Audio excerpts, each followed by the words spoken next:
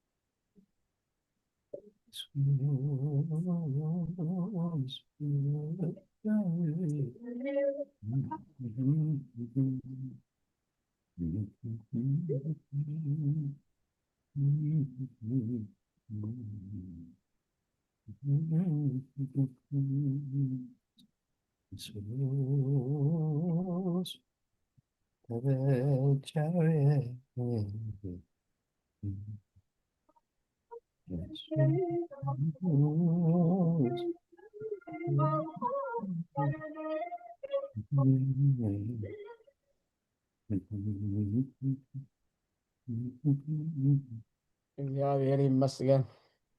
Amen. አምላኽ ሰናይ እዩ። እንኳዕ ብደሓን መጻኹም። አምላኽ ተመስገነ ይኹን። አስተረይ ገለበለና እሞ ክንጅምር ኢና።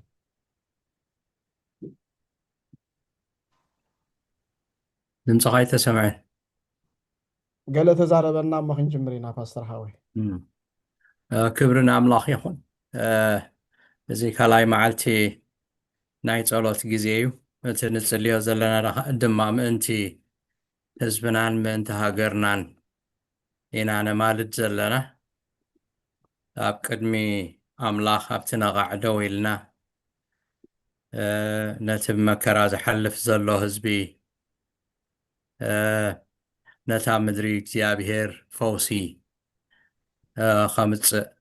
ንኩሉ መከራና ቀንጢጡ ናይ ራህዋ ናይ ሰላም ዘመን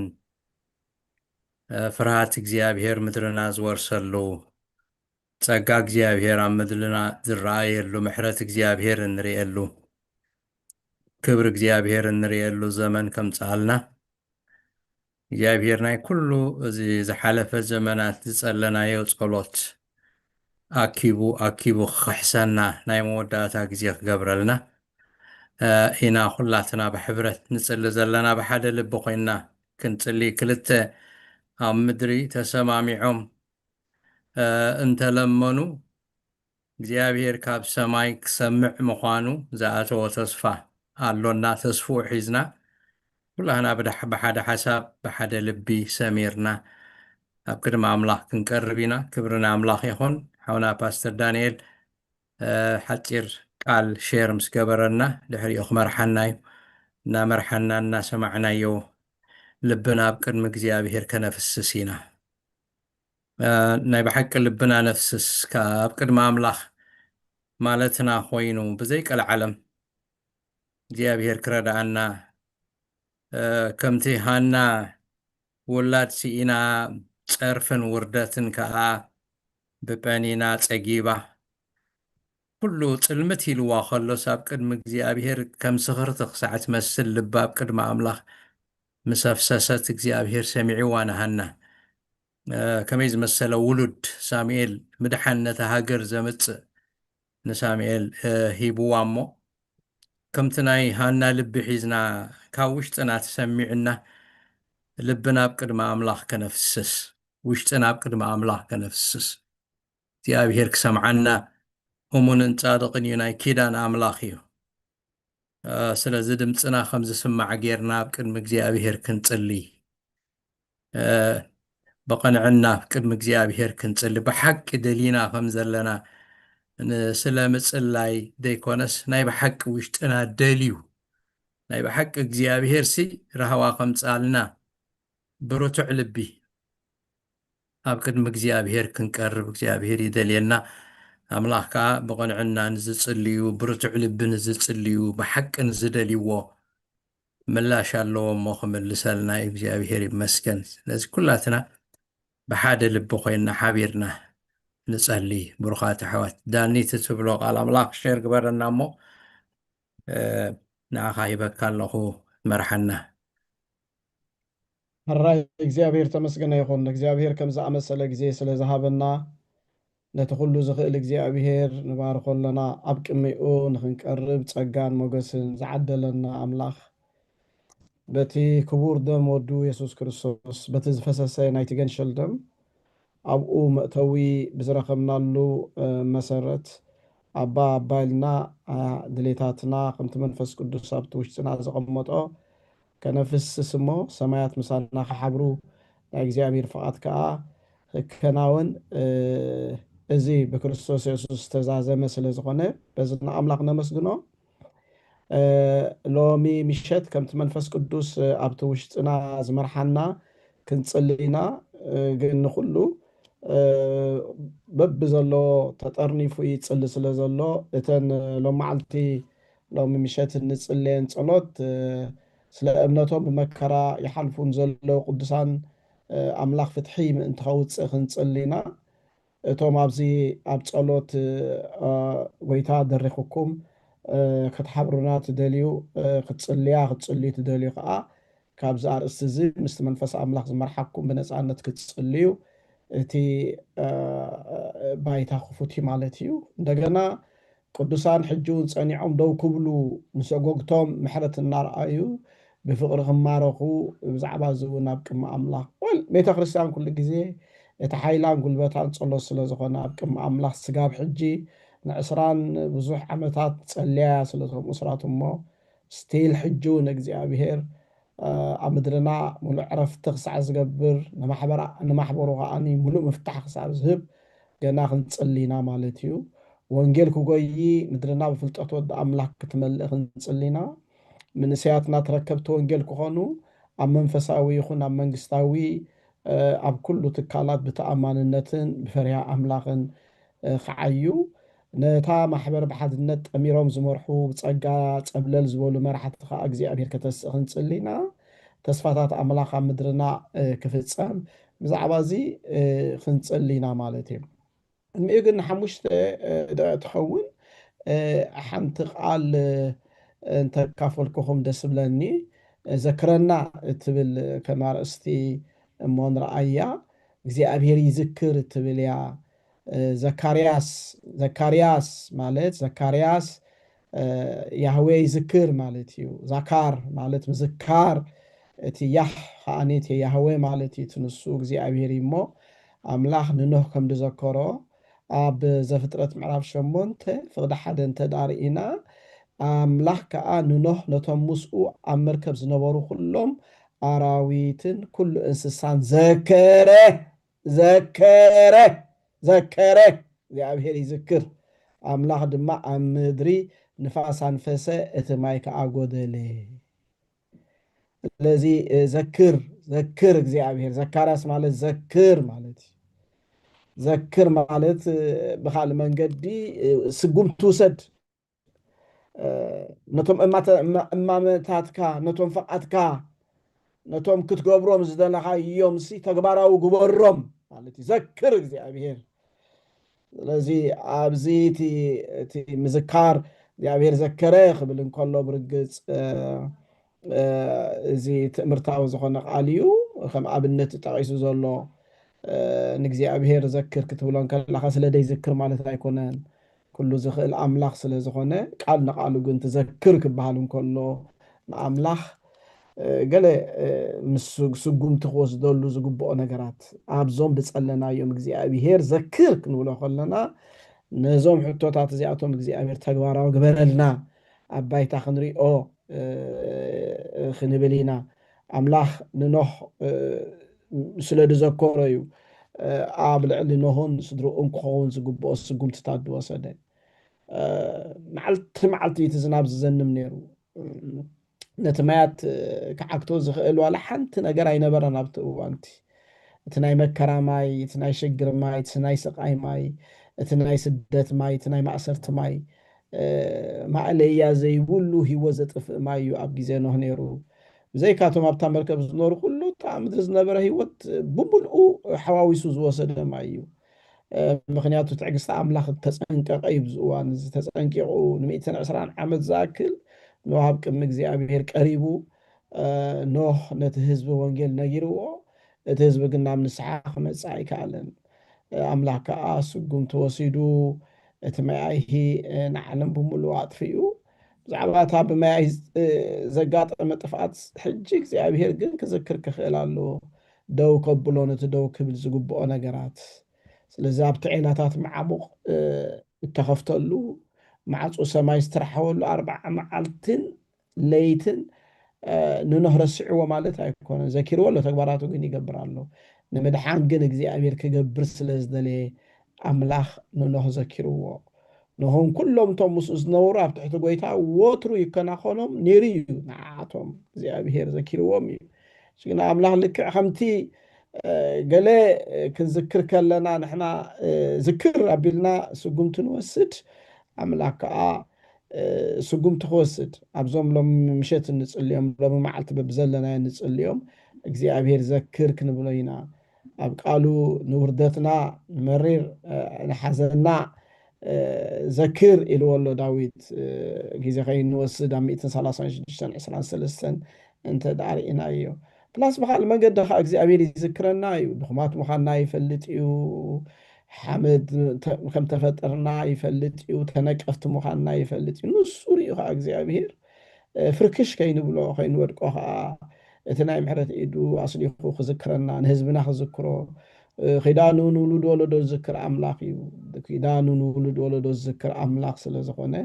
ሎሚ ዘክር ክንብል ኢና እግዚኣብሔር መስገን ኩልና ኣብ ናይ ጸሎት መንፈስ ከና ንጸሊ እግዚኣብሔር መስገን እስከ ኩልና እምበኣረይ ብዛዕባ እዚኣ ክንጸሊና ስለ እምነቶም ብመከራ ይሓልፉ ንዘለዉ ቅዱሳን እግዚኣብሔር ፍትሒ ከውፅእ ንጸሊ ፍትሒ ከውፅእ እግዚኣብሔር ፍትሒ ካብ እግዚኣብሔር ምድሓን ካብ እግዚኣብሔር እሞ ንጸሊ እግዚኣብሔር መስገን ንጸሊ ሃሌሉያ ሃሌሉያ ሃሌሉያ هللويا እግዚአብሔር ብሩኽ ኣምላኽና ናባኻ ንቐርብ ኣለና ተሰማሚዕና ናብ ሰዓት እዚ ከዓ ጎይታ ናብ ፀጋ ዙፋንካ ኣብቲ ምሕረት ዝኣወጅካሉ ፀጋ ዙፋን ኣብቲ ናይ ፅድቂ ኣዋጅ ዝተነገረልና ፀጋ ዙፋን ጎይታ ባኻ ንቐርብ ኣለና ሳላ ናይ ወድኻ ናይ የሱስ ክርስቶስ መስዋዕትን ቤዛነትን ኢና ከምዚ ኮይኑ ዘሎ ከምዚ ንወዳተይን ነዋልደይ ናብ ከረነይ ክስሕቦ ሜልካ ኣብቲ ንስኻ ዘለኻዮ ሰማያት ስሒብካልና ኣብቲ ምንጭ ኩሉ በረኸትን ፀጋን ዝውሕዘሉ ምሳኻ ኣብ ሰማያት ተቐሚጥካና ኣብ ቅድሚኻ እግዚኣብሔር ዝፀሎት እዚ ነፍስስ ኣለና ብሩኽ ኣምላኽና ወእግዚኣብሔር ኣምላኽና ናብ ምድርና ንህለ እግዚኣብሔር ንዓመታት ዝኣክል እግዚኣብሔር ንዕስራታት ዓመታትን ዝበዝሑን እግዚኣብሔር ጎይታ ብምኽንያት እምነቶም ዝተኣሰሩ ኣቦታትን ኣዴታትን ኣሕዋትን ሓትን ህፃናትን ከይተረፉ እግዚኣብሔር ጎይታ ናብ ቤት ማእሰርቲ ዘለዉ ወብሩኽ ኣምላኽና ናባኻ ሒዝናዮም ንቐርብ ኣለና እግዚኣብሔር ኣምላኽና ወንጀሎም ወንጌል ጥራይ ዝኾነ እግዚኣብሔር ጎይታ ብዛዕባኻ ጥራይ ዝዛረቡ ብዛዕባኻ ጥራይ ዝነብሩ እግዚኣብሔር ኣቦ ቅዱሳን ብሽም የሱስ ክርስቶስ እግዚኣብሔር ኣምላኽና ንጽልለና እግዚኣብሔር ብሩኽ ኣቦ መዓፁ ኣስራዚ ክረሖ እግዚኣብሔር ንጽልለና ፍትሒ ኣብ ልዕሊ ህዝብኻ ክትገብር ፍትሒ ኣብ ልዕሊ ቤተ ክርስቲያን ክትገብር ፍትሒ ኣብ ልዕሊ እቶም ናይ ሕልና እሱራት ክትገብር ቅዱስ እግዚኣብሔር ኣምላኽና ንጽልለና ንኹላቶም ሒዝና እግዚኣብሔር ኣምላኽ ንቐርብ ኣለና ብስም የሱስ ክርስቶስ ወኣምላኽ እነሆ ደሃይና ናባኻ ከም ዝበፅሕ ኮይንና እግዚኣብሔር ብክርስቶስ ኢየሱስ ንቐርብ ኣለና እቲ ኣብ ቅድሜኻ ትብዓት ዝህበና ጎይታናን መድሓኒናን የሱስ ክርስቶስ ብስሙን ብፈቃዱን እግዚኣብሔር ኩሉ ግዜ ክንቀርብ ከለና ዝሰምዓና ኢኻ እሞ ጎይታ እነሆ ነዞም ኣብ ቤት ማእሰርቲ ዘሎ ኣሕዋትናን ሓትናን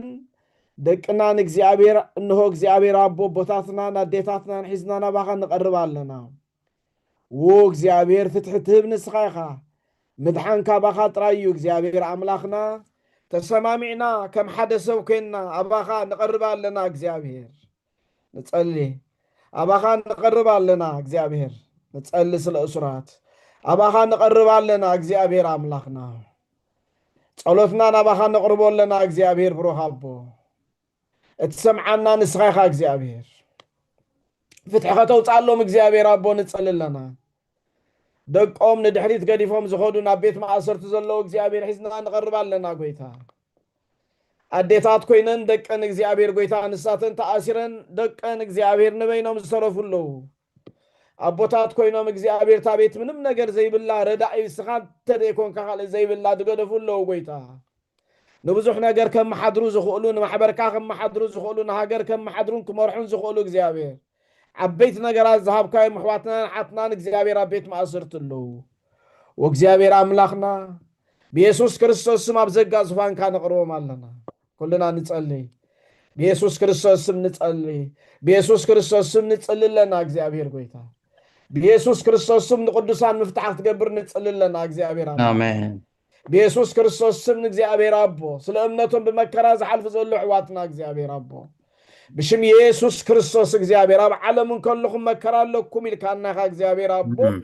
በወንጌል ዝመጽ መከራ እግዚአብሔር ጎይታ ንዑ እንዳፈለጥና እግዚአብሔር አቦ بسم يسوع كريستوس انتخونا جن እግዚአብሔር አቦ نوز مكراز እግዚአብሔር أبزم حواتنا أحاتنا እግዚአብሔር أم محبر كان بزي حلهم እግዚአብሔር وقوي تاخد ذكر نتسلل لنا نبسعة زي مع أسراز حشم شم كبل نتسلل لنا እግዚአብሔር يسوع كريستوس مفتحك خو نتسلل لنا እግዚአብሔር أملاخنا بيسوع كريستوس من عصرتهم እግዚአብሔር قويتا إنه نايفتح على حسابن እግዚአብሔር كتبهم እግዚአብሔር أبو كتذكرهم እግዚአብሔር قويتا أبيت مع أسرت تدعرس عمومون እግዚአብሔር قويتا مذكر كتقبر أمرهم እግዚአብሔር نتسلل لنا وقويتا مفتحكا بخاي እግዚአብሔር أملاخنا يسوع كريستوس كم قداياتن كم فيكتمن كوينا يكوننا نباخا نقرب زلنا ناي أمنت حربنيا تاتيوم እግዚአብሔር قويتا بيسوع كريستوس كما خا جغان نغير كازفلخا يوم يخا እግዚአብሔር قويتا تخونا جن እግዚአብሔር قويتا خبروون كم حضروون زغبا እግዚአብሔር أبيت مع سرتن كلهم بتعن أمز قد إخزابير قويتا خمزلو نفلتنا إخزابير بيسوس كريستوس فوسي قتل أخلهم مو إخزابير قويتا نهنا كله مفتحقن إخزابير كابيت مع سرت حراخ تقبرهم إخزابير نتسأل لنا إخزابير نتسأل لنا تسمعنا بحاد خوينا إخزابير قويتا بيسوس كريستوس نتسأل لنا إخزابير بروح أملاخنا قدسان حجون صنعهم دو كبلو قويتا صنعهم دو كبلو إخزابير أب أمنتهم كسعموت أمنكون أنون أغليل عود كبكاي خم تباه لإخزابير قويتا نو إخزابير أب أمنتهم كتصون عسن كل كيبلو إخزابير قويتا ناي فتنا حو إخزابير قويتا خلي بلو من كله إخزابير كدقفوم إخزابير أملاخ اسم يسوس كريستوس كدقفوم بأمنت بيسوس كريستوس دو كبلو إخزابير نتم سقوقتهم كام انت سقوقتهم كتصليو إخزابير نسقوقتهم بفقر خمارخو إخزابير أبوي نعصتهم إخزابير قويتا محرت كتقبر إخزابير أملاخنا نتصلي لنا و إخزابير صلوت سمعنا نصحيخا إخزابير أملاخنا عواتنا إخزابير أبزقف عزلو إخزابير بيت كريستيان أبزقف علا إخزابير أبو أبا خاينا نطرع إخزابير أب سمينا ينخيد أب دوما ينخيد إخزابير قويتا رديتنا نصحيخا و إخزابير رديتنا نصحيخا نابا خانا قربوا مالنا إخزابير نفتحك خول نتصلي لنا إخزابير بشم يسوس كريستوس أب أمنتهم دو كبلو إخزابير قويتا نتصلي لنا إخزابير قويتا نتم ساقيتهم نتم عصرتهم نتم أصادتهم من إخزابير محرت كتقبر إخزابير أودها بيسوس كريستوس كتم صوم فقرخات قلت صلهم إخزابير واملا خبزنا يفتن أم كزيخ أحواتنا نحتنا إخزابير قويتا أمنتهم كم زفتن حكيم وبهريهم كيك إير إخزابير نو إخزابير قويتا نبصل إنا بكالو نقر كي خود حلوهم إخزابير قويتا سراويت نتصل لنا إخزابير سلتهم ما رختهم من عصرتهم من إخزابير كلهم من واملا بسم يسوس كريستوس أجاز ختم زحلهم نتصل لنا إخزابير آمين أجا بزح إخزابير نتصل لنا وانجيل قويتانا يسوس كريستوس بحيلي إخزابير قويتانا مدرنا خمل خقوي إخزابير قويتا أملاخ زمانات كل بيتك عيت إسرنا إخزابير قويتا نما حبري أرزها وحزها هنت الله خلك قويتا يسوس كريستوس نجيتا السؤال هيك حيل واني يوم لك قويتا أب زمانات كل محبرك إخزابير تسني فايت فلتنا أب تسرر تخونك إنه كوحز خونك أبتناتك أمنت أبتناتك مننت أمنا يسوس كريستوس مننت أبتجنا زخونة يسوس أبتنايك إيراني جنا زخونة يسوس أبتلودمون كل زدحانة يسوس أبتن مقر عجاننتي إنه إخزابير أصوارتهم زغه يسوس كريستوس أوت أني حصل زلا محبرك قويتا دقيتا سيولن دقيتا تاغاننتن دقيتا إخزابير قويتا بخفونا قرز الله عالو زباله كل أي كهيلوان يوم إخزابير أملاخنا وقويتا محبركا توتا إخزابير قويتا لا تذهب كايا إخزابير مليخ تختم تصح إخزابير قويتا مليسكا حيل خطع تقا نتسأل لنا آمين قويتا منسات إخزابير قويتا حلوهم إنه نترعى أمن نتقوي أمن من تقوي إخزابير قويتا علمي أم زباله كل إخزابير أبيت مع سرت حلفوه زي كون إخزابير قويتا نعخان داملخو إخزابير قويتا نسحب كايوم رأى ندافع إخزابير قويتا خنوبرو منتي أبكي ميخان نقربو مالنا نخيد فور قبرهم قويتا إخزابير نخيد نعقو قبرهم إخزابير قويتا بشم يسوس كريستوس كم مرات عين تخاخان محبركات حلو إخزابير بشم يسوس كريستوس قرما موغس كانا بالحواتنا نعتنا نخون قرما موغس كانا بالعلم حبركا يخون إخزابير قويتا ملكوتا واسرار حخال وعلا وسلط عنكا إخزابير قويتا إنه نابدك ها إخزابير كأوج نتسأل لنا إخزابير أفهم خفتو إخزابير قويتا أبتزد اللي زبله كله بتزامات زخون النجارات كله خفت سمك إخزابير منفساو سلط عنك تعتقوم إخزابير أصوار كتعتقوم إخزابير منفساو أصوار كتعتقوم إخزابير نتسأل لنا وأملاخ ونجلنا يوجي بحايل يوجي إخزابير نتسأل بركات سلو نجل قويتانا يسوس كريستوس مدرنا نتسألي هاللويا زوان زي إخزابير أواني بنا إخزابير قصرا كما أملاخ قريبنا لنا إخزابير مسجن منسياتنا تركبتو وانجل كخونو أم منفساوي يخون أم منقساوي عيوم كله بتعامان النتك عيوس كان نتسألي سلام منسيات نتسألي إخزابير مسجن وقويتا منسياتنا حيزنا ونباخا نقرب لنا إخزابير أبو منسياتنا خلاتهم قراستنا خلاتهم أباخا نقرب لنا إخزابير بشيم يسوس كريستوس إخزابير حلوها خبزح إخزابير ተካእቲ ወለዶ ኮይኖም እግዚኣብሔር ጎይታ እቲ ናብ ዘመኖም ክገብርዎ ዝግባእ እግዚኣብሔር ካብ ወለዶምን ካብ ቦታቶምን ኣዴታቶምን ዝተቐበልዎ እግዚኣብሔር ሕድሪ ንወለዶ ከተሓላልፉ ይኽእሉ ምእንቲ እግዚኣብሔር ኣብ መስመሮም ደው ክብሉ እግዚኣብሔር ጋግ ናይ ወለዶታት ከይህሉ እግዚኣብሔር ናይ ምትሕልላፍን ናይ ምስግጋርን ናይ ምርካብን ጋግ ከይህሉ እግዚኣብሔር ኣቦ ምልቕጋብ ክኸውን እግዚኣብሔር ኣልጊቦም ክነድቁ እግዚኣብሔር ኣቦ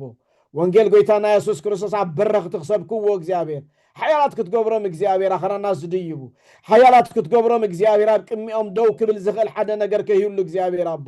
ንጸልለና እግዚአብሔር ኣቦ ዕጡቆም እግዚአብሔር ካብቲ ቦታቶም ዝዓይዎ ብዝበለጸ ብተዓጻጸፈ መንገዲ ክዓዩ ምእንቲ እግዚአብሔር ኣቦ ኣተስኣዮም ኣወዳትካን ኣዋልድካን ኣተስእ እግዚአብሔር ጽሩይ ብዝኾነ ወንጌል እግዚአብሔር ጽሩይ ዝኾነ ህይወት ሒዞም ከኣቱ እግዚአብሔር ጎይታ እኖ ናይ ማሕበርካ ነጸብራቕ ኣብዞም ተረከብቲ ወለዶ ክኸውን እግዚአብሔር ንጽልለና ንምድሪ ትበጽሓን ዕልቕልቕ ተብላን ጽሑፍ ጎይታ ዕልቕልቕ ኣብላ እግዚአብሔር ንምድሪ እግዚአብሔር ጎይታ ሩባ ኣምላኽ ማይ መሊእሎ ከም ተባሃለ እግዚአብሔር ጎይታ ይምላ እግዚአብሔር ጎይታ እነሆ ምድሪ በረኻ እነሆ እግዚአብሔር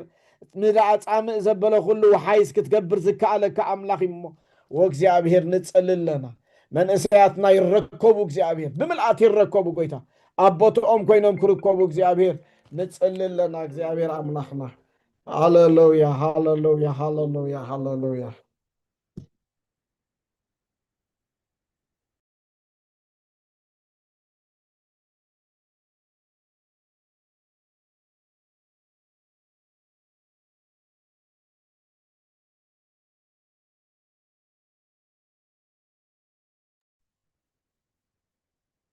ሃሌሉያ እግዚአብሔር መስገን እስኪ ትጽልዩ ኣሕዋትን ሓትን እንተለኹም በዚ ርእስታት እዚ ክንጽልይና ኣብ ጸሎት መንፈስ ኣይነው ኣብዚ መንፈስ ዝኾይንና ኩልና ንጽሊ ከም ዘለና ፈልጥ እሞኒ ሉላ ኤርዳኖስ ሚካል ትዕበ ይርጋለም ኣሜን ጸጋ ቢቢ ሄለን ኢማኑኤል ሰኑ ኣብ ልብኹም ተቐመጠ ኤልሳ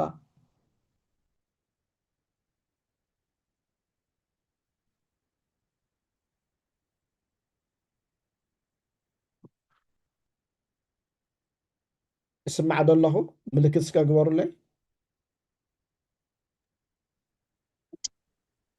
اسمع لك باستر هرا إيش نايقول عدم قال قرب كستاي كي يقبر مبر انا خصل حص ربي لي تباركوا صلي تعبي يا بير امين امين هاليلويا كبر وسد እግዚአብሔር آمين ተመስገን ተባረኽ ልዕልበሉ እግዚአብሔር አምላኽና ነመስግነካ ካለና ከምዚልና እግዚአብሔር አቦ ካብ ምብራቅ ንምዕራብ ካብ ሰሜን ንደቡብ ፋሒልና ኮለና እግዚአብሔር አቦ ወአምላኽ ንስኻ ግን መስመር ጌርካ እግዚአብሔር ኣብ ጽላልካ ወጎይታ ሰራዊት ኣብ መቅደስካ ኣኪብካና ብሓደ ዓይነ እንዳሪእኻና ወጎይታ ኣብ ጥቃኻ ኮይና ወለው ሃቦ ክትጥምተና ኮለካ ኣብ መቅደስካ ኣለና ኣብ ሓደ ኣለና ሞ እግዚአብሔር ነመስግነካ ንባረኸካ ኣለና እግዚአብሔር ዓቢ ኣምላኽ ኢኻ እንሆ እግዚአብሔር ጎይታ ሰራዊት ኢትካ ኣኪባህና ደላ ወለው ሃቦ ረዲኤትካይ ወጎይታ ምሕረትካይ ወለው ሃቦ ኣብ ትተበተና ኮይና ንስምካ ክንጽውዕ ወእግዚአብሔር እዚ ኻባኻይ ወለው ሃቦ ሞ ነመስግነካ ኣለና እግዚአብሔር አቦ እቶም ናይ ቀደም አቦታትና በዓል ዳንኤል ኣብቲ ምድሪ ስደቶም ኮይኖም ወጎይታ ምስሎሞኑ ወጎይታ ምስተናስሑ ወጎይታ ሰሚዕካዮም ወጎይታ ሪኢካዮም ረዲእካዮም ይኻውለ ወሃቦ በዓል ነህምያ ሰሚዕካዮም ሪኢካዮም ይኻ ወጎይታ ስለ ህዝብና ድማ ንሕና ወለ ወሃቦ እንሆ ኣለና ንልምና ኣለና ወጎይታ ወእግዚአብሔር ጎይታ ሰራዊት ትደሓለፈ ሓጢአትና ሓጢአት አቦታትና ኩሉ ምሕረት ግበረልና ወእግዚአብሔር ዝግባአና ኮይኑ ደይኮነስ ምሕረት ካን ዘለዓለም ስለዝነብር ንልምነካ ኣለና እግዚአብሔር ጎይታ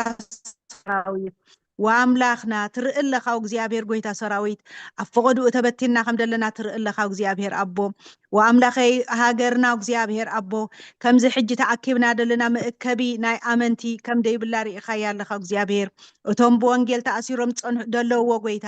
ንዓመታት ተኣሲሮም ደለዎ እግዚአብሔር ጎይታ ሰራዊት ወአምላኽ ንስኻ ንዕኦም ዝኸውን ጸጋ ኣለካ እግዚአብሔር ጎይታ ሰራዊት ወአቦ ወንጌል ኣይተኣስረን ወእግዚአብሔር ንሳቶም ግን ስግኦም ተኣሲሩሎ እግዚአብሔር ጎይታ ሰራዊት ክወፅኡ ይከኣሉን ወእግዚኣብሔር ዝወለድዎም ውሉዶም ክዕብዩ ይከኣሉን ወእግዚኣብሔር ኣቦ ኣባኻ ግን ዓስቢ ተሓሲቡሎም ኣሎ እሞ ነመስግነካ ኣለና እግዚኣብሔር ጎይታ ሰራዊት ስለዚ ኣሜን ወለዎ ሃቦ ንሃገርና ናባኻ ነማዕቁባ ኣለና ወለዎ ሃቦ ኣሜን ንህዝብና እግዚአብሔር ነዚ ልቢ ተሪር ንኾነ ህዝቢ ወእግዚኣብሔር ናባኻ ንመልሰልካ ኣለና ናባኻ ጎይታ ንፅዋዕ ኣለና ስምካ ሓጢአት ኣሜን ወለድና ይቕረበል ሓጢአት ኣሜን ኣቦታትና ዴታትና ይቕረበል ኩሉ ኣሜን እግዚአብሔር ዝገበርናዮ ጓይላታትና ኣሜን ጥንቁልናና እግዚአብሔር ኣቦ ኣሜን ምፍራስ ኪዳን ወእግዚአብሔር ጎይታ ሰራዊት ወለዎ ሃቦ ኩሉ ደርፍታትና ፈኸራታትናን ኣሜን ጭፈራታትናን ኩሉ ምሕረት ግበረልና እግዚአብሔር ኣሜን ይቕረበለልና ጎይታ እስኻ እንድሕዳኣ ንሓጢአት ተፀባፂብካ መን ብቅድሜኻ ደው ክብል ድኽእላታ እግዚአብሔር ኣሜን ምሕረትካ ጌታ ዘክርዎ ጎይታ እቲ ኣሜን ድፈሰሰ ወድኻ ዘክርዎ ኣሜን ጎይታ ደም ኣሜን ወድኻ ኢየሱስ ክርስቶስ ዘክርዎ ጎይታ ደም ኣሜን ኢየሱስ ንፅውዕ ኣለና ኣሜን ንሓጥኣን ክብል ድፈሰሰ ደም ንኸምዚ ኣሜን ኸማና ንሓጥኣን ኣባ ንኸምቲ ወለድና ሓጥኣን ኣባ ኣብ ካልእ ኣሜን ኣምላኽ ዝነበሩ ኣሜን ናብ ኣምላኽ ናባኻ ክምለሱ ደም ኣሜን ወድኻ ኢየሱስ ክርስቶስ ፈሲሱሎ እሞ ወእግዚአብሔር ንህዝብና ተዓረቆ ኣሜን ወእግዚአብሔር ንህዝብና ምሕረት ግበረሉ ኣሜን ወእግዚአብሔር ንህዝብና ዘክሮ ኣሜን እግዚአብሔር ዘክሮ ሕሰቦ ለወሃቦ ሃሌሉያ ንልምነካ ኣለና እግዚአብሔር ንምድርና ሕሰባው እግዚአብሔር ጎይታ ሰራዊት ወአምላኽ ጽብቕቲ ምድሪ ሂብካና ኣለኻ ጎይታ ክልተ ባሕሪ ደለዋ ወጎይታ ክልተ ወደብ ክልተ ቀውዒ ወእግዚአብሔር ጎይታ ሰራዊት ወለወሃቦ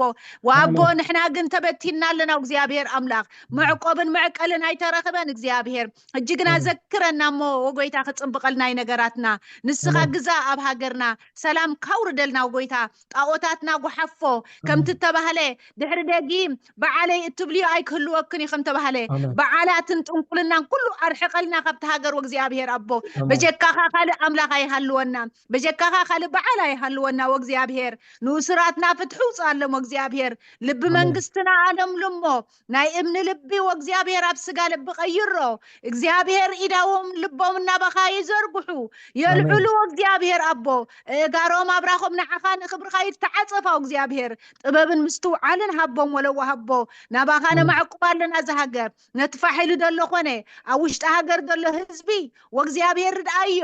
ኢትካ ትምጻሉ ወእግዚአብሔር ኣቦ ንረድኤቱ ንጥቁም ሕሰበሉ ወእግዚአብሔር ንጽቡቕ ሕሰበሉ ወእግዚአብሔር ኣባኻ ድምለስ ልበሃበና ወለዎ ሃቦ ኣባኻ ድምለስ ልበሃበና ጽሩይ ወንጌል ይሰበኸልና እግዚአብሔር ኣኽራትና መዝሙር ይዘመረሉ ሸኻታትና ይሸብሸበሉ ኣደባባያትና እግዚአብሔር ኣቦ ክብርኻ ይነገረሉ ወእግዚአብሔር ንጽልያለና እሞ ስምዓና ንጽልያለና እሞ ስምዓና መልሰና ታምላሽ ኣምላኽ ኣታመልስ ደለካ ኣምላኽ መልሰልና ነዚ ህዝቢ መልሰሉ ያክል ስደት ያክል መከራ ያክል ፋሕምባል ያክል ባሕር ምጥፋእ ወእግዚአብሔር ኣብ ምድረ በዳ ምድር ባይ ያክል ወእግዚአብሔር ወጎይታ ርድኣና እግዚአብሔር ጎይታ ሰራዊት ኣባ ወአምላኸይ ሓደ ነገራት ኣሎ ጸጸኒሑ ድበጽሕ ነገራት ለቅና ሓድሽ ነገር ሰሚዐ ልበይ ጉህይ ኢሉ እቶም ቀደም ብናይ እስክርና ጥልያን ድመጹ ኣብ ልብያ ዝነበሩ ቦታት ብዙሕ ሕማቕ ገብሩ ነይሮም ወመንስ ሬብ ገብሩ ነይሮም ብዙሕ ነገር ገብሩ ክፉኣት ነይሩ እበሃል ኣሎ ስለዚ ወእግዚአብሔር ነዚ እንተጸብጸብካስ ወእግዚአብሔር ኣቦ ምሕረት ካደኣ ኸበይ ክመጽእ ወለዎ ሃቦ መሓረና በደልቲ ኢና እዋ ሓጢአት ኣቦታትና ተሰወረኒ ካብ ተሰወረኒ እንጽሃኒ ልባርያኻ ካብ ተሰወረና ሓጢአት አንጽሃና እግዚአብሔር ኣቦ ንሕና ወለዎ ሃቦ ብጽቡቕና ጥራይና ንዛረብ ኤርትራ ከምዚያ እንዳበልናይና ንሕበን ወእግዚአብሔር ኣቤት ወእግዚአብሔር እቲ ንስኻ ዝርኤኻዮ ግን ወእግዚአብሔር ብዙሕ ነገር ኣሎሞ ምሕረት ንብል ኣለና ልብናን ኢዳውናና ባኻ ንልዕል ኣለና እሞ መሓረና ንህዝብና መሓር ሓጢአት ኣቦታትና ሓጢአት ኣዴታትና ይቕረበል መንእሰያትና ይቕረበል ሓጢአቶም እግዚአብሔር መርገም ዘበለ በተ ኣብ ወድኻ ብኢየሱስ ክርስቶስ ድፈሰሰ ደም ጌርካ ስበረልና ተመለሰና ጎይታ ዘክረና ጎይታ ርድኣና ጎይታ መልሰልና ጎይታ ሰራዊት ተመስገን ስለ ሕዋቴ ወእግዚአብሔር ካብ ስግር ዶብን ባሕርታትን ኮይንና ከምዚኢልና ምጽላይና ክንደይ ጽብቕ ወእግዚአብሔር ክንደይ ሰናዩ ምላሽ ስለ ዘለካ ድለመነ ይቕበል እሞ መልሲ ስለ ደለካ ድማ ነመስግነካ ንባርከካና ኣለና ኩሉ ክብሪ ኩሉ ስግደት ኩሉ ምስጋና ንዓኻ ይኹን ብሽም ጎይታናን መድሓናን ኢየሱስ ክርስቶስ አሜን ተባረኹ ጎይታ ባርኩም አሜን አሜን አሜን አሜን በእግዚአብሔር ቀበልኪ ሃሌሉያ እስከ ካልኦት ከዓ ብነፃነት ንእቶ እግዚአብሔር ይመስገን ከምቲ መንፈስ ቅዱስ ኣብቲ ውሽጥና ዝበልና بترخيت كنت تصلي كفوت እግዚአብሔር ይባረክ አሜን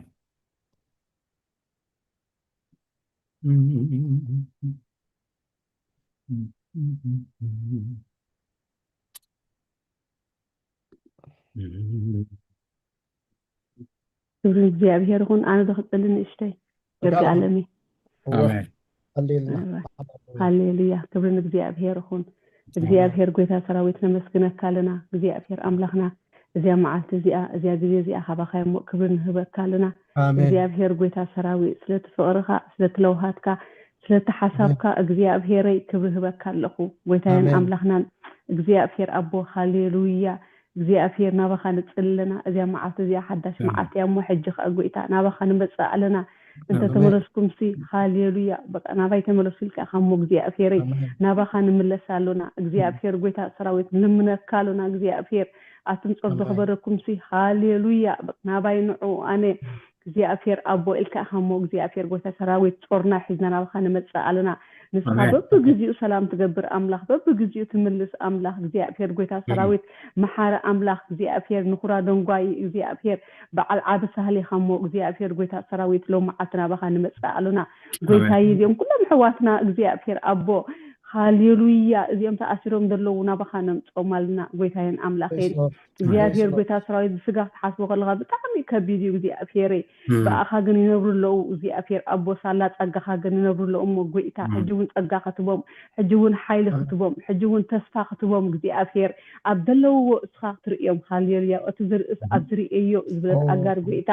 أو كريخا እግዚአብሔር አቦዬ ሃሌሉያ ብዙሓት ወሪሶም ክወጹ እግዚአብሔር ጥሩሖም ከይወጹ እግዚአብሔር አቦ ንብዙሓት ምጽሓ ወንጌል ንብዙሓት ንምጽናዕ ክኾኑ እግዚአብሔር አቦ ሃሌሉያ ብዙሓት ኣሕዋትናን ኣቦታትናን ኣብኡ ተኣሲሮም ኣለዉ ብዙሓት በቃ ሃሌሉያ ዝመሃሩና ኣብ ደረጃ ክንበጽሕ ዘኽኣሉና እግዚአብሔር ጎይታ ሰራዊት ኣብኡ ኣለዉ ጎይታዬን ኣምላኸይን ሕጂ ግን እስኻ ጸጋ ክትብዛሓሎም ምሕረት ክትገብረሎም እግዚአብሔር ኣቦ ከም ፍቓድካ እግዚአብሔር ኣቦ ከም ፍቓድናን ከም ፍቓዶም ዘይኮነ ከም ፍቓድካ እግዚአብሔር ኣቦ ክትፍትሑ እስኻ ክትረድእ እግዚአብሔር ኣቦ እታ እግዚአብሔር ዝግብራ መዓልቲ እስኻ ሃሌሉያ እዚኣ እሞ ብኣንተ ሓጎስ ባህ ይበለና ክብሉ እግዚአብሔር ጎይታ ሰራዊት ክትረድኦም ንጽልእ ኣለና ኣንተ ጎይታዬን ማዕረይ ብሩኽ ኣምላኽ እንዲኻ እስኻ ጎይታ ካባኻ ሞናመን ከይ ናይ ዘለዓለም ህይወት ዘለካ ኣምላኽ እስኻ እንዲኻ ናይ ዘለዓለም ፈውስ ዘለካ ኣምላኽ እስኻ እንዲኻ ናይ ዘለዓለም ፍታሕ ዘለካ ኣምላኽ እስኻ እንዲኻ ብርሃን እንዲኻ ጎይታ ብብርሃንካ ብርሃን ንርኢ ኣለና እግዚአብሔር ንሶም ግን ኣብ ኣንደር ኣለዉ ጎይታ እግዚአብሔር ብርሃን ክርእዩ ክትረድኦም ኣንታ ጎይታ ክወፁ እግዚአብሔር ኣቦ ክዛረቡ እግዚአብሔር ኣቦ ክናጎፉ እግዚአብሔር ኣቦዬ ክትረድኦም ንጽልእ ኣለና ኣንታ ኩሉ ትኽእል እግዚአብሔር ኣቦ ብጃእኻ ካብ ኣንደር ይውፁ ብጃእኻ እግዚአብሔር ካብ ጸልማት ይውፁ ብጃእኻ እግዚአብሔር ኣቦ ኣብ ኣደባባይ ንሶም ዝረኣዩ እግዚአብሔር ዓብ ግብሪ ገበረልና እሕና እውን ሓጎስና ክብሉ እግዚአብሔር ሓጎስ እግዚአብሔር ሓይሊ ኩሉ ከም ተባሃለ ጎይታ እግዚአብሔር ሓይሊ ክትቦም እግዚአብሔር ብሓጎስ ክተኣሰሩ ብሓጎስ ክወፁ እግዚአብሔር ሳላታ ኣሰርና ከምዚ ጌርና ሳላታ ኣሰርና ብዙሓት ድሕነን ክብሉ እግዚአብሔር ክምስክሩ እግዚአብሔር ወንጌላ ኩሉ ክኸውን ጎይታ ንበረኸት ክኾኑ ኣንታ ሕያዋይ ጓእሳ ንኣምነካይና እኳ ጎይታ እቲ ትማልኳ ደሳገርካና እቲ ትማልኳ በቃ ዘሕለፍካና ኣንታ ብሩኽ ኣምላኽ ኣንታ ኩሉ ትኽእል እግዚአብሔር ኣቦዬ ንኣምነካይና የሰይ ማዕረ ሕጂ እውን ጎይታ እንዳዘርካ ዝፈወስካ እንዳዘርካ ካብ ማእሰት ዝፈታሕካ እግዚአብሔር ኣምላኸይ ሕጂ እውን ፍትሒ ክኸውን ጎይታ ንጽልእ ኣለና ንኡስራሲ በቃ ሃሌሉያ ከም መተኣስቶም ኮይንኩም ጸልዩ ኢልካና ከሞ ብላለና እግዚአብሔር ኣቦ ኣብ ክንደኦም ኮይና ጎይታ ከቢድ እግዚአብሔር ንዓኻ ግን ቀሊል ጎይታ ንሰብ ዝኸበዶ ንዓኻ ክኸብደካ ኣይክእልኒ ንሰብ ዝጨንቆ ክጨንቀካ ኣይክእልኒ ጎይታ ኣበኻ ኩሉ ቀሊል እግዚአብሔር ጎይታ ሰራዊት ምሕረት ግበር ንለካልና አንታ ጎይታ ሎማ ዓልቲ እግዚአብሔር ኣቦ ሃሌሉያ ሎማ ዓልቲ ትኩንታ መዓልቲ እግዚአብሔር ኣቦ ሃሌሉያ እቱ ዘለኹ ዘለኹ ዝበልካ እንታይ ክብሎም ምስ በለካ ሙጭት ዘለኹ ዘለኹ ኣምላኽ ህልዊ ኢልካ አንታ ጎይታ እቱ ዘለኻ ኮይኻ ዘለኻ አንታ ጎይታ እግዚአብሔር ኣቦ ምሕረት ግበር ጎይታ እዚያ መዓልቲ እዚኣ መዓልቲ ብርሃን ትኹን ጎይታ መዓልቲ ምውፃእ ትኹን መዓልቲ ምፍታሕ ትኹን እግዚአብሔር ኣቦ በኢየሱስ ክርስቶስ ስም ጎይታ ተጽዋዕ ምላ እታ ናይ ጸሎት ጽዋዕ ትምላ እግዚአብሔር ዘይከኣለካ ነገር የለን ጎይታ ኩሉ ትኽእል ኣምላኽ እስኻ ኩሉ ትኽእል ሃሌሉያ ኩሉ ከም ትኽእል በቃ ዝልክለካ ከም ቤልቦል እፈልጥ ኣለኹ ኢልካ ያዕቆብ ሃሌሉያ ኩሉ ትኽእል ኣምላኽ እስኻ ጥራሕኻ ኩሉ كأل أملاخ استخاط رحخا نسبي كألو نعخاجن يكأل كاي እግዚአብሔር أملاخ يملو مكتبت قويتا لو من هاجرنا يا أخلاق تبا قويتا كتبلا እግዚአብሔር تايمانتي إكا قويتا أدعي أم كتكون أدعي هزبنا كخون እግዚአብሔር أملاخي إسخاق ترد نسأل ألونا እግዚአብሔር كيف تكون تسأليو الكنا نحن نعون نفلت نسأل ألونا እግዚአብሔር قويتا تراويت أتم እግዚአብሔር تذكر وس أي تعرفوا الكنا أي نعرف كاينا قويتا بقال كان متأكلنا እግዚአብሔር قويتا تراويت نسخا بروخ أملاخ إخا بقال كان حزكالنا እግዚአብሔር أبو أنا خملس والكم الكنا خالي لويا أنا خنبقى أفير أبو تسأليو الكان خالدي أفير بيت السراويت وبروخ منفس قدس أو عن مقامل السلكة بيت فترة عاد صور نجر كنجركا الكا خالدي أفير بيت السراويت نجرنا دي أفير أبو بيت خالدي أفير أبو كابتصورم أنت هايم كابتصورنا أنت هنا نحنا ونبيت ردي إرهابنا بق مجد هابنا دي أفير بيت السراويت كم يجينا تسأل خندلنا مسخا خم يركب كله خندلنا أكن ده حواتنا دي أفير أكن ده هوتنا بخل نجر بيتا نعخا خنمسل كم تأنا نخرصوص مصر نعين سولو إلى خارج قالوا سويتا نعخا خنمسل እግዚአብሔር بوتا ترد أنا مسل ألورا እግዚአብሔር نهاجرنا بارخ نمدرنا بارخ نهزنا بارخ نأجلجلتنا بارخ نأسراتنا بارخ እግዚአብሔር بوتا تراويت حللو እግዚአብሔር حضر نبكالنا بوتا كي حللو እግዚአብሔር انبردو أملاخالو يكيبلو እግዚአብሔር أبوي نلبهم كتحلو እግዚአብሔር ومرهم كتحلو እግዚአብሔር أبو أنا دخوم يقولتا منفس جن خالي النقحمو بسقوهم كي حللو እግዚአብሔር سجا كي كسوم እግዚአብሔር أبو أجانتاو كي كسوم كتردهم نقحات كجبرهم قولتا كبر تعو እግዚአብሔር بيسوس كروسات نسأل علنا أي منفس قدس أوش يؤتو قولتا إذا سعروا يسعروا إذا برتعوا يبرتعوا እግዚአብሔር العالم نعوم زيت أكمخنا بحي يبرتعوا እግዚአብሔር قولتا تراوي من مكان حالفهم كم ديل آخر الدقم እግዚአብሔር أبو زبزح قدا السماء عاصب كم دلوم እግዚአብሔር إندا حاسو إندا سنتم እግዚአብሔር أبو حالفوا وقت رد نسأل علنا الواسبات كاب كرحق الواسقو كاب كرحق እግዚአብሔር انتايس قاد حجي انبردر أملا خالو يكيبلو قويتا اسخاق ترد نسأل علنا نهاجرنا بارخ قويتا نزخول من سياسنا እግዚአብሔር وبروخ منفس قدس أمول عالم دولون أب هاجرنا دولون من سيزبلخ قويتا تترد እግዚአብሔር قويتا سراويت نابخا خطمت كاب قويلان كاب تفالي دان كران رحقو اسخا متحانم مخانكا مقدم حقن هيوتن يسوس مخانكا نابخا خملسو قويتا نسأل علنا እግዚአብሔር أبو خاليو لي أوتي بسميت سميه هزبي تحت تبلي قصي وانت دلي الكاخا قويتا قصكا خدلي قويتا كمل لأسو قويتا كابدلو قويتا كبرابرو نعنا ونسقاه كتبنا كنمسكر له እግዚአብሔር بتبعات كنمسكر ترى أننا نسأل علنا هزمار بأي قويتا خاليو لي هزبي سأن فلتت يتقفع له الكاخا قويتا هزب خاي يتقفع له قويتا أوتي بدمكا استعدق هزبي أوتي أمسكز خفل كايو دم እግዚአብሔር أبو نعوخ الذكر እግዚአብሔር قويتا سراوي كترد هاي خطبهم قويتا من سياسنا تقفلو أنت قويتا من سياسنا تقفلو أنت بروخ أملاق أدوم سناي لبوم أرخا خلقلو እግዚአብሔር قويتا سراوي كترد نسأل علنا እግዚአብሔር قويتا سراوي نابخانا نسقمالنا قويتا كفو أي كبهم قويتا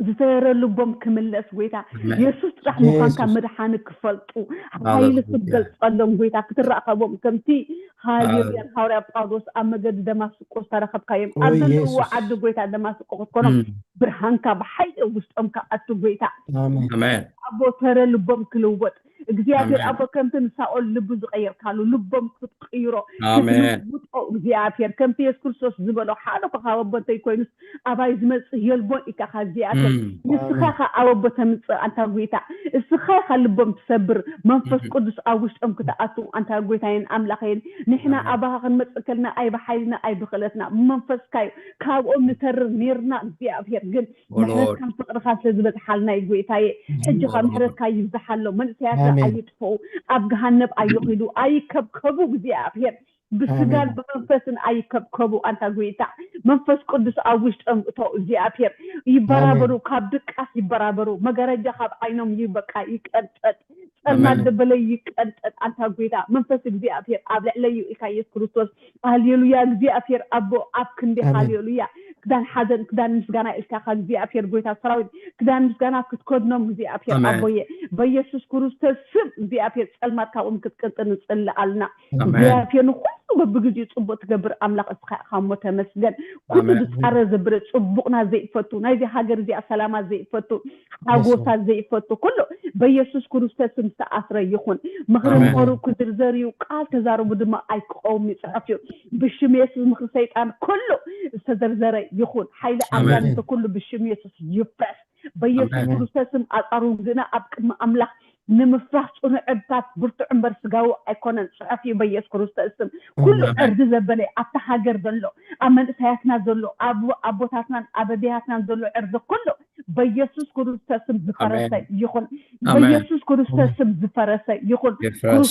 ይሰበኽ በኢየሱስ ክርስቶስ ስም ክርስቶስ ይመለኽ በኢየሱስ ክርስቶስ ስም እግዚአብሔር እትና ንዓኻ ንምልኽ እትና ንዓኻ ንፈልጥ ጎይታ ሕድሪ ሃገርና ንበካልና ጎይታ ሰላም ኹነልና ህዝብና ሰላም ንሃገርና ሰላም ንእሱራትና ሰላም ንኩሉ ዓለም ኹነላ በኢየሱስ ክርስቶስ ጎይታ ኩሉ ጾታ ሰምዖ ተመስገን በወድኻ በኢየሱስ ክርስቶስ ስም አሜን ጎይታ ይባርኩም አሜን አሜን እግዚአብሔር ይባርክ በረከት ኮኒ ሃሌሉያ ላመስገን ጂሰስ ካልኦትን አሜን ኢየሱስ ኣብቲ ውሽጢ ዝድርኽ ጸሎት እንተሎ ሃሌሉያ ኢየሱስ ነፃነት ነቕርብ ቅድሚ ጎይታ ኢየሱስ ኣብ ቅድሚኻ ይፈስስ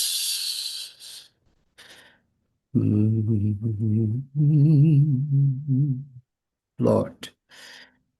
Lord, Lord, Lord, hallelujah.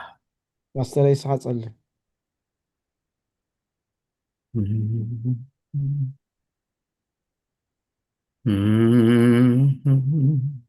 ጸልይ ስኻ ፓስተር መስፍን ሕራይ ኣብ ልበይ ዘሎ ቃል ከንብቦ ኣብ መዝሙር ዳዊት 145 እግዚአብሔር ንዝጽውዕዎ ኩሎም ኣብ ጥቕሲ ሓደ ክጅምሮ እየ ወኣምላኸይ ንጉሰይ ልዕል ከብለካ ስምካ እውን ንዘላለም ዓለም ክባርኽ እየ ኩሉ መዓልቲ ክባረኸካ ስምካ እውን ንዘለዓለም ዓለም ክውድስ እየ እግዚአብሔር ዓብይ እሞ ምስጋና ይግብኦ ዕቤቱ ዘይተመርማሪ እዩ ካብ ወለዶ ንወለዶ ግብርታትካ ይንእዱ ስልጡን ተግባራትካ እውን የውርዩ ንኽቡር ጌጽ ግርማኻን ንመስተንክር ግብርታትካን ከስተንትነ ብዛዕባ ሓይሊ ትዘፍርህ ግብርታትካ ክዛረቡ እዮም ኣነ እውን ዕቤትካ ኸዘንቱ እየ መዘከርታ ዓብይ ሳህልኻ ኸውርዩ ብጽድቅኻ እውን እልል ክብሉ እዮም እግዚአብሔር መሓርን ርሕሩሕን እዩ ሓቃልን ብሳህሊ ዓብይን እዩ እግዚአብሔር ንኹሉ ሰናይ እዩ ርሕራሒኡ ኸዓ ኣብ ኩሉ ግብርታት እዩ ወእግዚአብሔር ኩሉ ግብርታትካ ኸማስወካ ቅዱሳንካ ክባርኹኻ እዮም ግብርታት ሓይልኻን ክቡር ግርማ መንግስትኻን ንደቂ ሰብ ምእንቲ ኸፍልጡ ክብሪ መንግስትኻ ክዛረቡ ስልጣንካ እውን ክነግሩ እዮም መንግስትኻ መንግስቲ ዘለዓለም እያ ግዛትካ ከዓ ንውልድ ወለዶ ይነብር እግዚአብሔር ነቶም ዝወድቁ ኩሎም ይድግፎም ነቶም ለጠቕ ዝብሉ ኩሎም የልዕሎም ኣዒንቲ ኩሎም ንኣኻ ይጽበያ ንስኻ እውን በብግዚኡ ምግቦም ትህቦም ኢድካ ትኸፍት እሞ ንህያው ዘበለ ኩሉ ብበረኸት ተጽግቦ እግዚአብሔር ብኩሉ መገዱ ጻድቕ እዩ ብኩሉ ግብሩ እውን ሕያዋ እዩ እግዚአብሔር ንዝጽውዕዎ ኩሎም ብሓቂ ንዝጽውዕዎ ኩሎም ቀረብኦም እዩ ፍቓድቶም ዝፈርህዎ ይፍጽም ኣውያቶም ይሰምዕ የድሕኖም ከዓ እግዚአብሔር ንዘፍቅርዎ ኩሎም ይሕልዎም ንኩሎም ረስያን ግና የጥፍኦም ኣፈይ ምስጋና እግዚአብሔር ይዛረብ ኩሉ ስጋ ከዓ ንቅዱስ ስሙ ንዘለዓለም ዓለም ይባርኾ እግዚአብሔር ንዝጽውዕዎ ኩሎም ብሓቂ ንዝጽውዕዎ ኩሎም ቀረብኦም እዩ ፍቓድቶም ዝፈርህዎ ይፍጽም ኣውያቶም ይሰምዕ የድሕኖም ከዓ እግዚአብሔር ንዘፍቅርዎ ኩሎም ይሕልዎም ንኩሎም ረሲያን ግና የጥፍኦም ይብል እግዚአብሔር ኣምላኽና ቀረባ ኢኻ ኣሜን ቀረባ ኢኻ ርሑቕ ኣይኮንካን እግዚአብሔር ቀረባ እዩ ድሌትኩም ዘበለ ኩሉ ብጸሎትን ልማኖን ምስናይ ምስጋና በአምላኽ ይፈለጥ እምበር ብገለ እኳ ኣይትጨነቁ ተጻሒፉሎ ቀረባ ኢኻ እግዚአብሔር እትሰምዕ አምላኽ ኢኻ እትረድእ አምላኽ ኢኻ ድምፅን ኣውያትን ህዝብኻ ኣብ ቅድሜኻ እግዚአብሔር ይበጽሕ እዩ ኣባኻ ይበጽሕ እዩ ጸሎትና ከንቱ ኣይኮነን ንፋስ ኣይወስዶን እዩ ድምፅና ገና ካብ ኣፍና ከይወፀኸሎ ንልብና እኳ ብርሑቕ ተስተውዕሎ ገና ኣብ ከናፍርና ቃል ከይበልና ንኩሉ ሓሳብና ትመራምሮን ትፈልጦን ድልየትና ተስተውዕሎን ኢኻ እግዚአብሔር ካባኻ ዝስወር ርሑቕ ዝኾነ ነገር የለን እግዚአብሔር ቀረባ ኢኻ እግዚአብሔር ቀረባ ኢኻ ንኣይ ቀረባ ንሕዋተይ ቀረባ ንህዝበይ ቀረባ ንዝደልዩኻ ቀረባ ኢኻ እግዚአብሔር ርሑቕ ኣይኮንካን ኢድካ ትኸፍት እሞ ንህያው ዘበለ ኩሉ ብበረኸት ተጽግቦ ተባሂል ተጻሒፉሎ እሞ እግዚአብሔር ጸሎትና ሰሚዕካ ኢድካ ክፈት ኢድካ ብልዕሊ ምድርና ይከፈት ኢድካ ይዘርጋሕ እግዚአብሔር ንምድሓንና ኢድካ ትዘርጋሕ ንምንጋፍና ኢድካ ትዘርጋሕ ኣብ ምድርና ኢድካ ትዘርጋሕ እግዚአብሔር አምላኽና ኣድሕን ኮታ እግዚአብሔር ጎይታ ሰራዊት ብበረኸት ምጻና ንደልየካ ኣሎና እንታ እግዚአብሔር ንስኻ ብሳህሊ ሙሉእ ኢኻ ብምሕረት እግዚአብሔር ሙሉእ ኢኻ ምሕረት ኢኻ ትፈቱ ሳህልኻ እግዚአብሔር ኣይጎድልን እዩ እግዚአብሔር ሳህልኻን ምሕረትካን ኣብ ልዕሊ ህዝብና ይገለጽ እግዚአብሔር አምላኽና አንታ ትሰምዕ አምላኽ ብስም ኢየሱስ ክርስቶስ ሎም ቅድሜኻ ንቐርብ ለህዝብና እግዚአብሔር ንጽሊ ስለታ ዝተወለድናላ ምድሪ እግዚአብሔር ምድሪ እቲኣ ዘሎ ህዝቢ ንጽሊ ካብኣ ወፂኡ ኣብ ስደት ዘሎ ኩሉ ህዝቢ ንጽሊ ቅድሜኻ ንቐርብ ኣሎና እግዚአብሔር ምሕረትካ ዝርግሕ እግዚአብሔር ብኺዳንካ ዘክረና እግዚአብሔር ብፍቕርኻ ዘክረና መስበርትና ጸግር ንዝወደቁ ተልዕሎም ተጻሒፉሎ ንዝተሰብሩ ኩሎም እግዚአብሔር ልቦም ንተሰብረ ትጽግን ኢኻ እግዚአብሔር ኣብ ድኻም ሓይሊ ትኸውን ኢኻ እግዚአብሔር ጎይታ ሰራዊት መጽለልን ዝሰኣነ ምዕቆብን መጽለልን ትኸውን ኢኻ እግዚአብሔር ንህዝብና ርድኣዮ ነቲ ዝወደቐ ትንሳእዮ ነቲ ተሰብረ ጸግኖ ምዕቀልን ዝሰኣነ ምዕቀል ኹኖ ዕቑባ ኹኖ እግዚአብሔር ሰላሙ ኣብዝሓዮ ወእግዚአብሔር ጎይታ ሰራዊት በዛ ሰዓት እዚኣ ህዝብና ተሰኪምና ጼርና ህዝብና እግዚአብሔር ኣብ ቅድሜኻ ንመጽእ ከምቲ ትኻህን ኣብ ኣፍ ልቡ 12 ነገድ ጽሑፍ ሽሞም ተሰኪሙ ኣብ ቅድስተ ቅዱሳን ክረኽበካ ዝኣቱ ዝነበረ ኣብ ክንድቲ ህዝቢ ዝረኣይ ዝነበረ ህዝቢ ጼሩ ኣባኻ ብትህላውነትካ ዝመጽእ ዝነበረ ንህዝብና ብልብና ተሰኪምና ኣብ ቅድስተ ቅዱሳን ኣቱለና ዘክረና ተንብሩኻት ትዕንትኻ ይጠምታና ብምሕረት ጠምተና እግዚአብሔር ደንግጸልና ራህዋ ኣምጻኣልና እግዚአብሔር ነዚ ህዝቢ እዚ ዘክሮ እነሆ ነቲ ድኻ ካብ ሓመድ ነቲ ነዳይ ካብ ጎዱፍ ተልዕሎ ኢኻ እሞ ነዚ መከራ ዝጸገበ ህዝቢ እግዚአብሔር ካብቲ ወዲቕዎ ዘሎ ኣልዕሎ ወእግዚአብሔር ምስ መሳፍንቲ ተቐምጥ ተኽብር ኢኻ ኣብ ክንዲ ሓመኹሽቲ እግዚአብሔር ዘይቲ ኣብ ክንዲ ሓዘን ከኣ ክዳን ምስጋና ትኸድን ኢኻ እግዚአብሔር ክዳን ሓዘን ትቕንጥጥ ኣምላኽ ክዳን መከራ ትቕንጥጥ ኣምላኽ ወእግዚአብሔር ንጽሊ ኣሎና ናይዚ ህዝቢ እዚ መከራ እንሆ ከም ዝቕንጠጥ ክዳን ካብ ዝባኑ ይቀንጠጥ እግዚአብሔር ብምሕረትካ ብጽሓዮ ኣልዕሎ ዝህዝቢ እዚ መከሩ ወድዓሉ ዝህዝቢ እዚ እግዚአብሔር ብበረኸትካ ምጽኣዮ ሱራት ይፈትሑ ኣብ መከራ ዘለው መከሮኦም ይወዳእ ጡምያት ይተዓንገሉ እግዚአብሔር ጎይታ ሰራዊት ኣቦ ምድሓንካ ኣብዛ ምድሪ እዚኣ ኣርኢ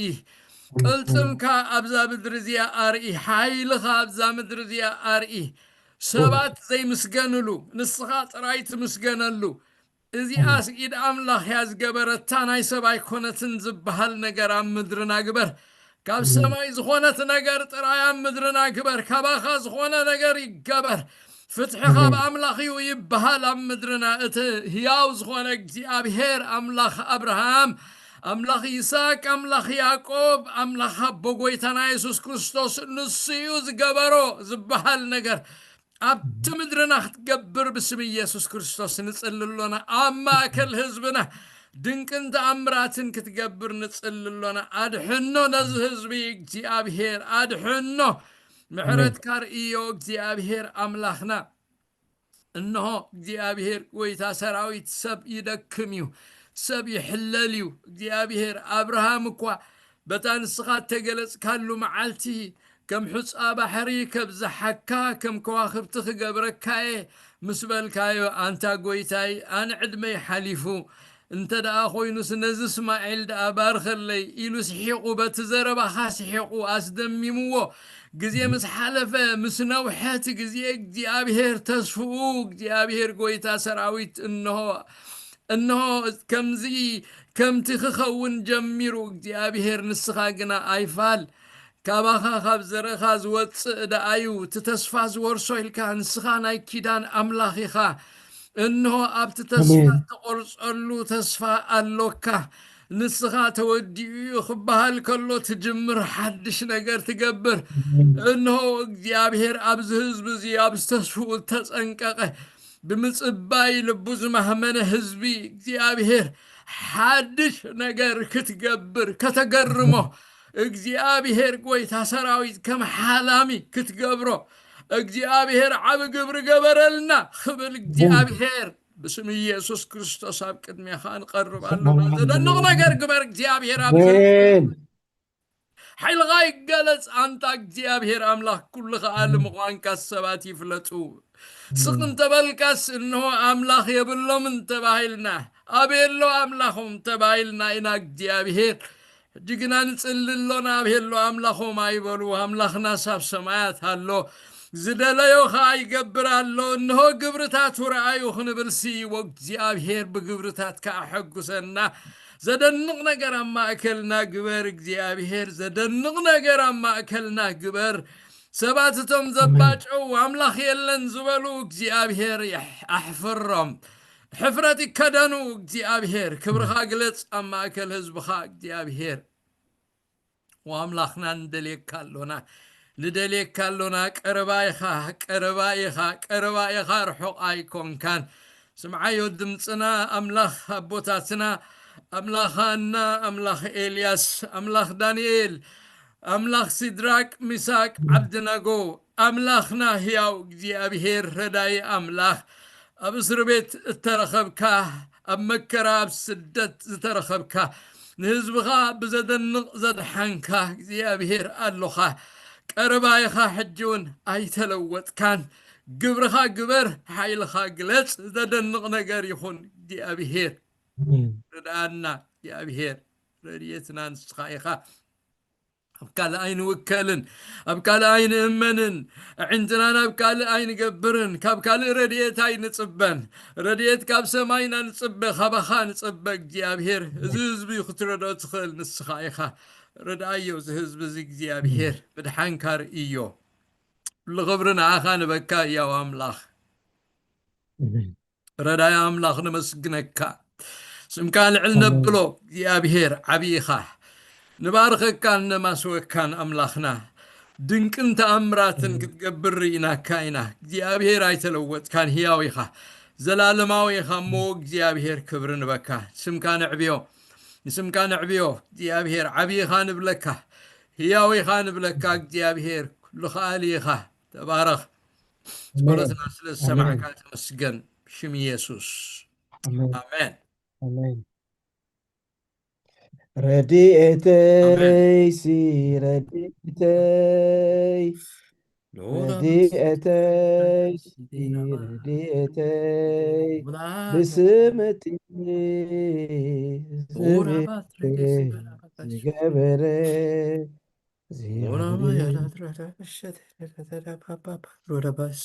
رديئتي سي رديئتي رديئتي سي رديئتي بسمتي ሰማይ ምድር ገበረ ሃሌሉያ አሜን ኢየሱስ ክርስቶስ ጎይታ እዩ ንዘለዓለም አሜን ኢየሱስ ክብሪ ንኣምላኽ ይኹን Thank ኣምላኽ you ይመስገን Jesus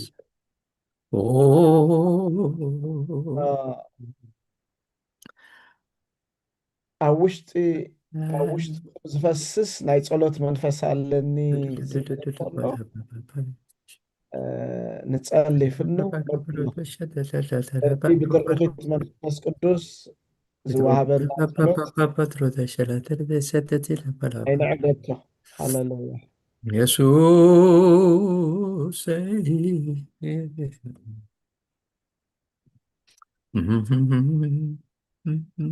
ወጎይታ እግዚአብሔር አሜን ኣታ መንበርካ ናብ ሰማይ ዝገበርካ ብሩኽ ኣምላኽ አሜን ኢየሱስ ብወድኻ ብኢየሱስ ክርስቶስ በፅሓኻና ኣምላኽ አሜን ኢየሱስ ብደም ወድኻ ኢየሱስ ክርስቶስ ዝኸደንካና ናባኻ ዘቕረብካና ኣምላኽ እቲ ናባኻ ዝቐረበ እዩ ዘመስግነካ ብደም ወድኻ ኢየሱስ ክርስቶስ ኣባኻ ዝቐረበ ኣክሰስ ዝረኸበ ህዝቢ ንዓኻ ንኸመስግን እግዚኣብሔር ዕድል ዝረኸበ ዘንግኻ ድዘርጋሕኻሉ ኣብ ሰማይ ድሰሓብካዮ ኣታ መሳልሊ ኣይቆብ ድኾንካ ጎይታና እቲ ናይ ሰማይ ዝኾነ ነገር ተምፅኣልና አሜን ካብዚ ከዓ ናብ ሰማይ ዘበለ ኩሉ ትወስደልና ኢየሱስ ብኣኻ ሓኺርና ብኣኻ ደይብና ኩሉ እግዚኣብሔር ጎይታ ናብ ኣቦ ነብፅሕ ኢየሱስ ናይ ኣቦ ዝኾነ ነገር ከዓ እግዚኣብሔር ኣብ ዝተምፅሞ መሊስና እግዚኣብሔር ንፅል ኣለና ጎይታ ስለዘይኣመንና ኣይኮናን ነገራት ኣብ ኢድና ጭቡጥ ኮይኑ ክሳዕ ንርኢ ግን እግዚኣብሔር ኣይከንዕርፈካን ወኣምላኽ ንምለሰካ ኣለና ስለ እሱራትና ንምለሰልካ ኣለና እግዚኣብሔር ስለተበተኑ መንእሰያትን ጎራዙትን ደቅና ንእግዚኣብሔር ጎይታ ኣባኻ ንምለስ ኣለና ወእግዚኣብሔር ንምለሰካ ኣለና ስለቶም ተበታተኑ ደቂ ጓል ህዝብና ንምለሰካ ኣለና እግዚኣብሔር ኣቦ እነሆ ስለታ ደቃኻ ብኣ ተፈልዮም በይና እነሆ ኣብ ሓደ ቤት ተዓፅያ ዘላ ወላዲት ሽማግለታትን ዓበይትን እግዚአብሔር ጎይታ ንምለሰካ ኣለና ስለታ ጸሚያ ዘላ ስድራ እግዚአብሔር ንምለሰካ ኣለና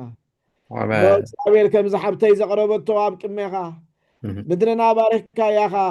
ብኩሉ ብዘድሊ ዘበለ ኩሉ ባሪኽካና ንፋሳትና ብሩኽ ባሕርና ብሩኽ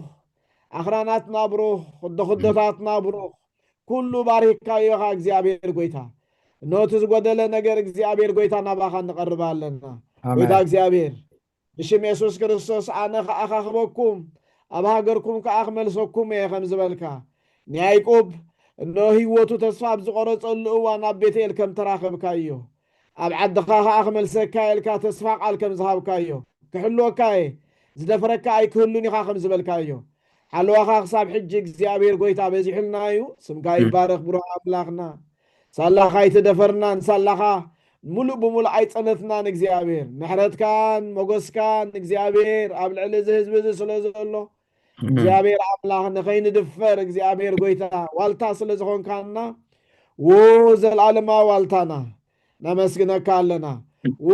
ንኸይንድፈርን ንኸይንሕለልን ፀግዒ ዝኾንካና ነመስግነካ ኣለና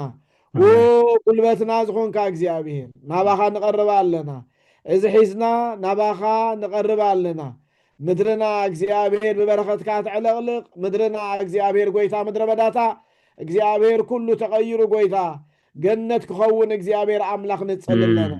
ኣብ ህዝብና ህዝቢ ጃሕጃሕ ይበላ ምድርና እግዚአብሔር ጃሕ ኢሉ ይመለስ ኣብ ህዝብ ኣብ ሃገሩ ይመለስ እግዚአብሔር ኣብ ጎረባብትና ሰላም እግዚአብሔር ዶባትና እግዚአብሔር ምስጋና ክትገብሮ እግዚአብሔር ንጸልለና እግዚአብሔር ኣምላኽና ዶባት ቤዛነት ክትገብሮ እግዚአብሔር ንጸልለና ብሩኽ እግዚአብሔር ኣምላኽና ተመለስ እግዚአብሔር ኣቦ ክብረኻ ይመለስ ጸጋኻ ይመለስ ምሕረትካ ይመለስ ዘክረና እሰናይ ክትገብሮ ዝግብኣካ ነገር ግበሮ ሓንቲ ካብቲ ተዛረብካዮ ዘበለ ከይተረፈት ንእስራኤል ከም ዝፈጸምካሎም ብሽም ኢየሱስ ክርስቶስ ንዓና ከም ተስፋ ቃልካ ተዛረብካና እግዚአብሔር ብሩኽ ኣምላኽና ሓንቲ ነገር ከይተረፈት እግዚአብሔር ይኹን እግዚአብሔር ጎይታ ንምድርና ብፀሓያ እግዚአብሔር ተስፋታትካ ቃልካ እግዚአብሔር ተፈጻሚ እንትክንከውን እግዚአብሔር ጎይታ እነሆ ኢትካ ትንቀሳቀስ እግዚአብሔር አምላኽ ትንቀሳቀስ ሃሰስ በለና ዘክረና እግዚአብሔር ብሩኽ አምላኽና መራሕቲ ሃይማኖት ናይ ተፈላለየ ሃይማኖት ሒዝና ናባኻ ንቐርባለና ጎይታ ንስኻ ተገለጽካልና አምላክ ክትግለጸሎም ናብቲ ሓቂ ክትመልሶም እግዚአብሔር ጎይታ ብሽም ኢየሱስ ክርስቶስ ዓይንቶም ክበርህሞ ምስኻ ገጽ ንገጽ ክረአዩ ጎይታ ዓይንትን ዓይንቲ ምስኻ ክረአዩ ጎይታ ከለልይኻ ጎይታ ኣብቲ ጸልማት እግዚአብሔር ንስኻ ብርሃን ክትከውንሞ ምስኻ ክራኸቡ እግዚአብሔር ጎይታ እንሆ ጳውሎስ ተራኸብካ ናብ መንገዲ ደማስቆ ንስኻ ደይኮንካን ንጴጥሮስን ጎይታ ድንብርብር ምስ በሎ ብዛዕባኻ ኣለልዩ ብፍሉይ እግዚአብሔር ከለልየካ ብዘይከኣለሉ እዋን ንስኻ መንፈስ ቅዱስ ካብ ላዕሊ ስለተኸሰትካሉ ደይኮነን ፈሊጡካ ሰብ ካብ ባዕሉ ዝኾነ ንዓኻ ክፈልጠካ ይክእልን እግዚአብሔር ካብቲ ውዱቕ ዝኾነ ባህሪኡን ስጉኡን ተላዕለ እግዚአብሔር ጎይታ አክንድ ናባኻ ዝቐርብ ካባኻ ክርሕቕ ዝቐርቦ ሰብ እሞ እግዚአብሔር ኣቦ በጃኻ እግዚአብሔር ብስም ኢየሱስ ክርስቶስ ንጽልለና ሰማያት ኣብ ሃገርና ይከፈት እሞ ድምፅኻ ይነስ ደሃይካ ይነስነስ በረኸትካ ይነስነስ ክብርኻ ይነስነስ ብሽም ኢየሱስ ክርስቶስ መንፈሳዊ በረኸት ኩሉ በረኸት እሞ እግዚአብሔር ዕልቕልቕ ኣብሎ ብመንፈሳዊ በረኸትካ ንዓኻ ብምፍላጥ እታ ሃገርቲ ካብ ደጊም ያህዌ ሻማ ተባሂላ ክስመያ እግዚአብሔር ዝመለለይኣ ዝኾነ ትልውና እግዚአብሔር ዝመለለይኣ ዝኾነ ወንጌል መለለይኡ ዝኾነ እግዚአብሔር ታሪኹ ታሪኽ ናይ እግዚአብሔር ዛንትኡ ዛንታ አምላኽ ዛንትኡ ዛንታ ኢየሱስ ክርስቶስ ዛንትኡ ዛንታ መንፈስ ቅዱስ ዛንትኡ ዛንታ ትጥፉእ ወዲ ኣብ ቤትካ ዝተመልሰ ዛንትኡ እቲ ትምክሕተኛ ዝነበረ ጳውሎስ ሞ ንዓኻ ተንበርከኸ ዛንታና ዛንታ ወንጌል ይኹን ዛንታና ዛንታ ኺዳን ይኹን ዛንታና ዛንታኻ ይኹን بخاله أي نفلت معها نفلت እግዚአብሔር ጎይታ ኢትካ ትዘርጋሕ ንምድሓን እንሆ ሓንሳ ምስተዘርጋሕት ማንም ክመልሳ ዝኽእል የልሞን እሞ እግዚአብሔር አምላክና ትመለስ ኢትካ እግዚአብሔር ጎይታ ጣዖታት አጋንንት ይደንከሉ ድንክሎለና እግዚአብሔር ንመስዋዕት አጋንንት ስዋዕ ዘበለ ሁሉ ክፈርስ ንጸልለና ኣብ ማእኸል ከተማናን ህዝብናን ዓድናን እግዚአብሔር ጎይታ ዝተተኽለ መቃድስ ናይ አጋንንት ብስም ኢየሱስ ክርስቶስ ተደንከለ ኸውን ንጸልለና አሜን هون خم كوني إرميا السلطانة بأفكا قمت على خم زبل كايو كتكلن كمنقصن كعنون إجزابير كحدثن سلطان كم زهاب كايو تسمع معنا بساعات زي إجزابير أبخان نقربها لنا أنا نحواتين حاتين إجزابير بزهاب كنا نايكننة ناينكسنة تسقى إجزابير بيسوس كريستوس من دين كل لنا خبخا زي كنا زبل خلو كابزي سكن دزت حيسو إجزابير قويتا خدن كل إجزابير ناقان انت بقدس يدنكل ناقان انت بيت مقدس يدنكل ناقان انت بيت مقدس يدنكل نايت انقلا بيت مقدس يدنكل نعها زي خبر زبلا خلي يدنكل كاب كتمانا يوطع كاب حزبنا يوطع إسابيل انه نكسنتان انه منبران تدنكل خون إجزابير نسأل لنا آمين نقلقلتخا التفارح نقلقلتخا تهدد نقلقلتخا إجزابير سقاي تمصنا إسابيل منفس بيسوس كريستوس سم እግዚአብሔር ጎይታ እነሆ ከንቱ ሆን ተግባራቱ ንጽልለና ወአምላህ ተመሊስካና ኻነ መስግነካለና እነሆ ትናንታፈልና ትገብሮ ዘለኻ ሰናይ ኩሉ ብኡነ መስግን መንእሰያትና ናባኻ ክዳን ቅድስና ለቢሶም ናባኻ ይመጽሎ እግዚአብሔር ማሕበራትና እግዚአብሔር በምልኾኻን ብመንፈስካን እግዚአብሔር ጎይታ ሁሉ ጊዜ ተገልግለና ለካ እግዚአብሔር ብሩኽ አምላኽና ይተፈለኻና እንባርከካለና ካብቲ ምሕረት ካን ጸጋኻን ዝተልዓለ ህዝብኻ ካባኻ ድስኣነ ነገር ስለዘየለ ካብ ስብሒ ካብ ስርናይ ኳ ከይተረፈት ስብሒ ተብልዓና ኣለኻ እግዚአብሔር ጎይታ መንፈሳዊ ነገርና ክቕሕቱ ይገደፍካናን እግዚአብሔር ብዘይ ህልውናኻ ክንመላለስ ኣይገደፍካናን ምልክት ካጌርካ እግዚአብሔር ንስምካ ደዋቢልካና ኣለኻ ናብ ከከተሙ እግዚአብሔር ጎይታ ወአቦት ምልክት ከም ዘቆምካየ እግዚአብሔር አምላኽና ነው ሕጆን እግዚአብሔር ገዝካ ናብ ኤርትራ ክትመልስ እግዚአብሔር አቢደባ نتصلل لنا እግዚአብሔር ብሩኽ አምላኽና نتصلل لنا